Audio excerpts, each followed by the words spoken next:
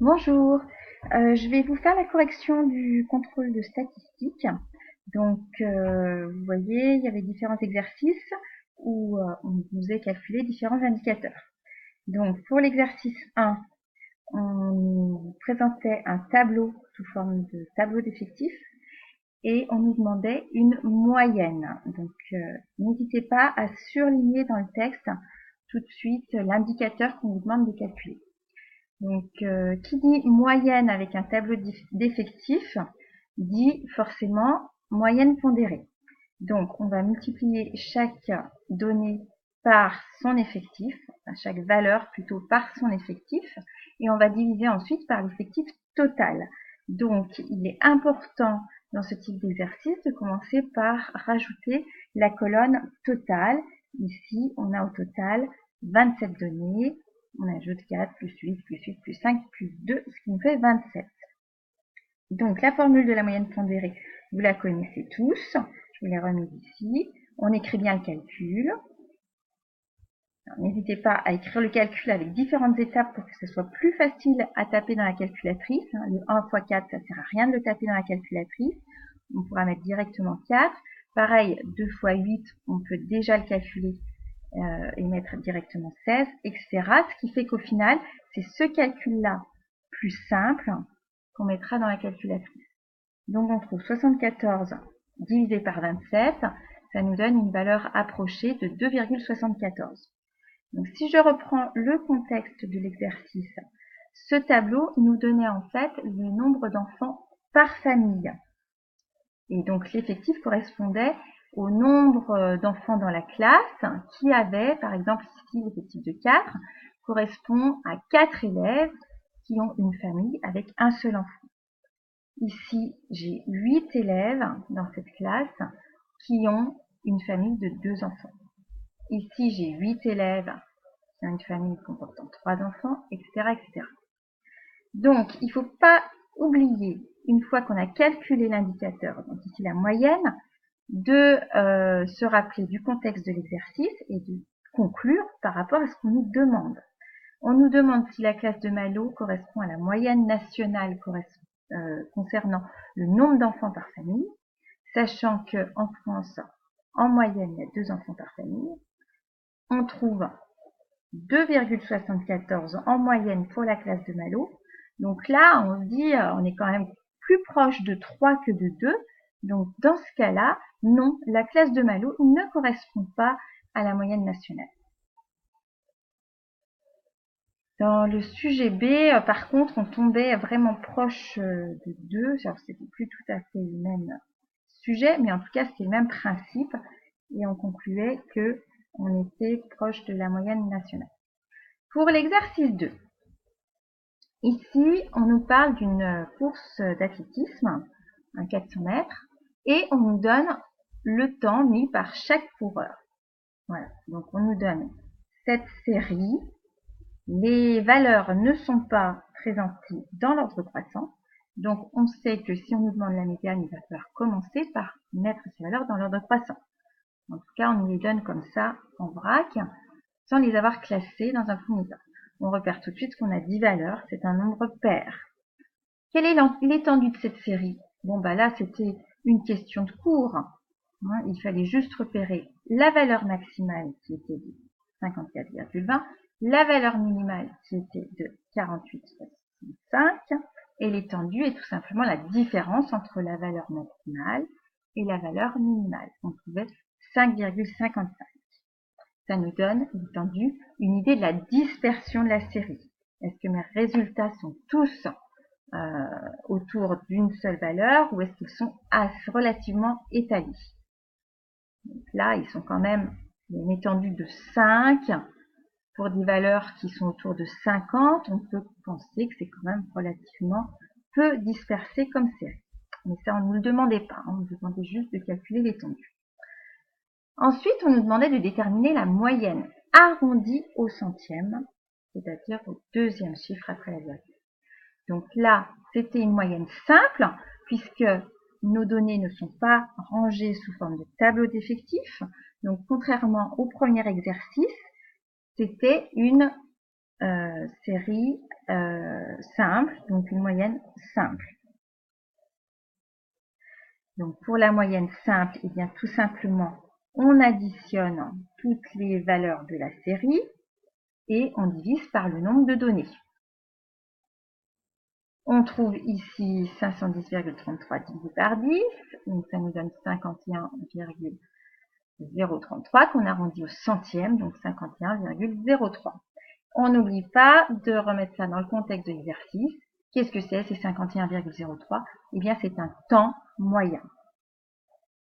Ensuite, on nous demandait de calculer la médiane. Donc, c'est là qu'il fallait surtout pas oublier de remettre les données dans l'ordre croissant. Donc, c'est ce que j'ai fait ici. J'ai remis les données dans l'ordre croissant. Et ensuite, il faut que j'identifie, comme j'ai une série de 10 données, donc 10 étant pair, il faut que j'identifie en fait eh bien, les deux valeurs centrales, puisque ma médiane va se trouver entre les deux valeurs centrales. Donc ici, les deux valeurs centrales, c'est la 5e et la 6e donnée.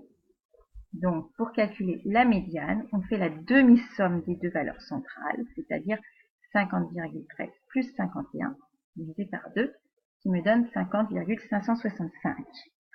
Donc le temps médian est de 50,565. Ah tiens, j'ai oublié de mettre l'unité, donc on est en secondes. Je vais rajouter ici un petit S pour seconde.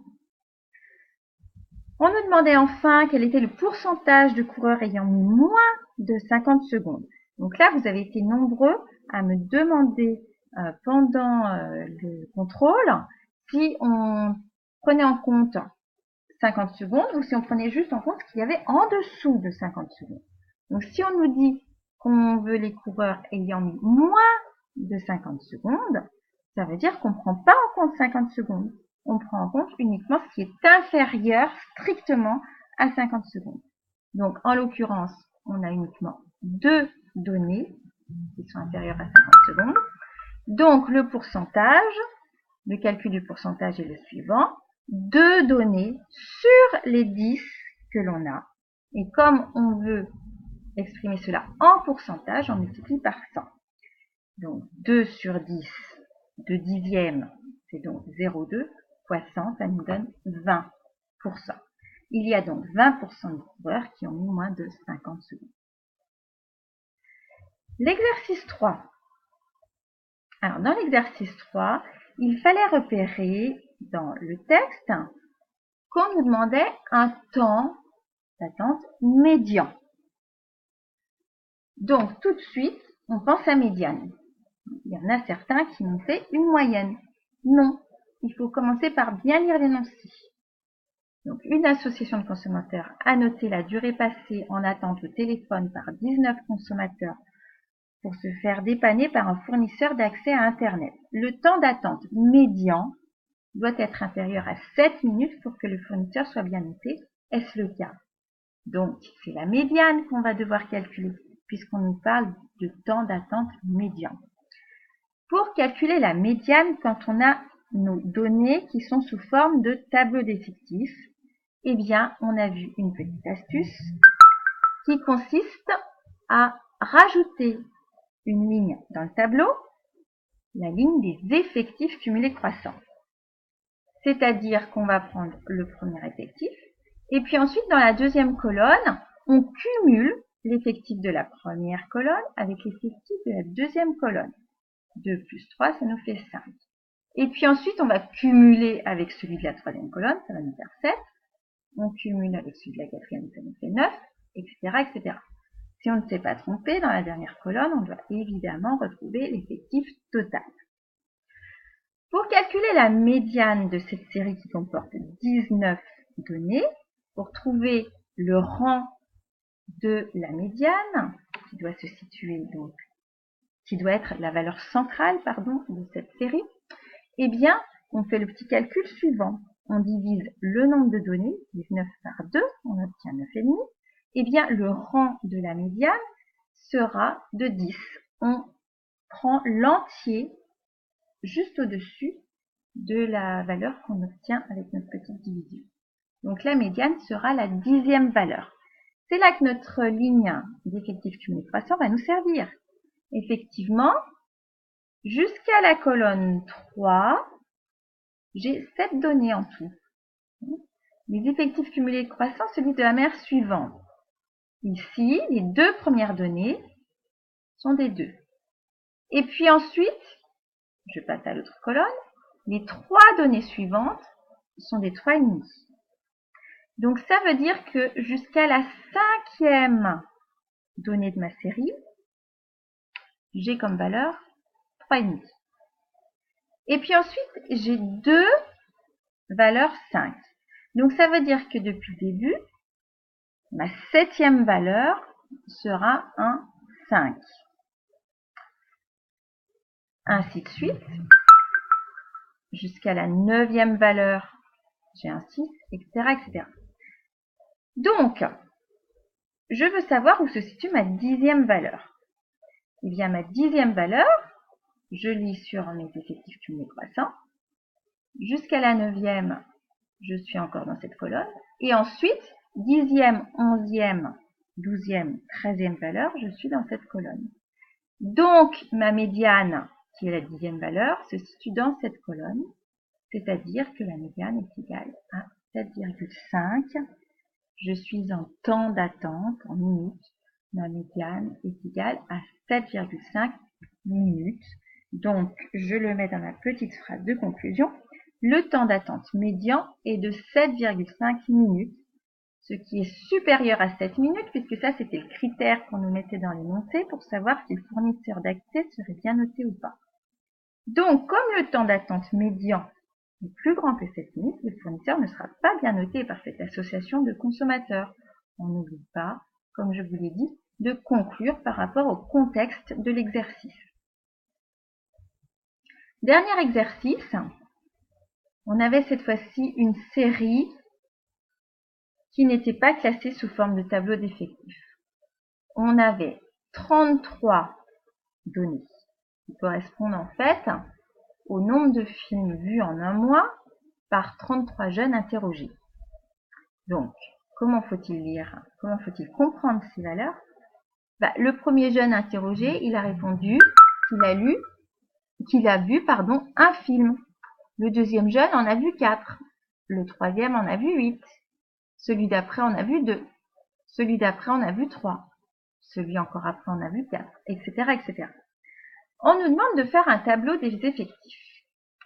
Donc, dans ce tableau des effectifs, eh bien, je vais mettre mes valeurs de cette série. Que sont les valeurs? Les valeurs sont des nombres de films vus en un mois. C'est noté dans l'énoncé. Donc, dans ma première ligne, je vais mettre nombre de films. Et puis, je vais regarder ce que j'ai comme valeur possible dans mes données. Eh bien, je peux avoir 0 film vu, je peux avoir 1 film vu, 2 films vus, etc. Jusqu'à 8 films vus en un mois. Et puis après, pour chaque valeur répertoriée ici, je vais compter le nombre de jeunes qui a eu cette valeur-là. C'est-à-dire que je vais, par exemple, pour cette première colonne, je vais compter le nombre de jeunes qui ont vu 0 film. Alors, c'est pour ça qu'après, mes valeurs sont barrées, parce que pour ne pas en oublier, je les barre au fur et à mesure. Je compte les jeunes qui ont vu 0 film. Alors là, j'ai un 0, donc, tac, je le barre. Là, j'ai un 0, tac. Et là, j'ai un 0, je le barre aussi, ça m'en fait 3. Après, je vais compter le nombre de jeunes qui ont vu un film. Donc, j'en ai un là, je barre. Un autre là, je barre. Un autre là. Un autre là, un autre là. Ça m'en fait en tout 5. Et ainsi de suite. Au total, si je fais le total des effectifs, je dois bien sûr retrouver 33 puisque j'ai interrogé 33 jeunes. On nous demandait ensuite de calculer les fréquences en pourcentage. Et on nous demandait d'arrondir au dixième de pourcentage. Donc là, je vous avais donné une petite indication au tableau. Je vous avais remémoré comment on calculait les fréquences. C'est-à-dire que pour calculer la fréquence d'une valeur, par exemple la valeur 0, eh bien je fais l'effectif divisé par l'effectif total. Et puis comme je veux que mes fréquences soient exprimées en pourcentage, eh bien je vais en plus multiplier par 100. Donc voilà mon calcul.